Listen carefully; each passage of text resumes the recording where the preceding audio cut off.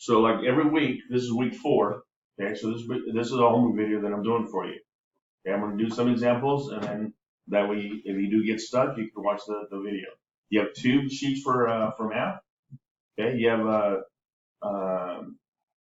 2 passages that you need to read and answer questions, and then your spelling. Okay, so it says add 3 digits, atoms, okay, or digits or numbers. Okay, so I'm adding here. What's 6 plus 4? 10. What is it? 10. I put the 0 down, then what do? Do I do this? No. What do I do? Carry away. So the number that's in the tens place, I have to carry it over to the tens place, right? So now I go 4 plus 1 is 5 plus the one that I carried, 6. Do I have to carry anything here? No, it's a single digit. Okay, and then 3 plus 5 is 8. So that's how you do all of these. Okay, that's how you do all of these here. Okay? Just practice. On the other side, however, you have some word problems that I want you to work out. So I'm going to do the first one for you.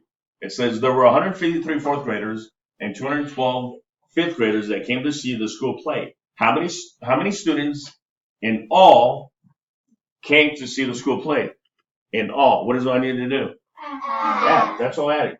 This whole thing is adding. So I take, does it matter which one goes at the top? No. No, only we do subtraction. So 153 plus 212. Let me write it on this side so you can see. 153 plus 212. Well, 3 plus 2 is? 5.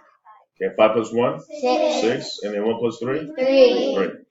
And then you're done.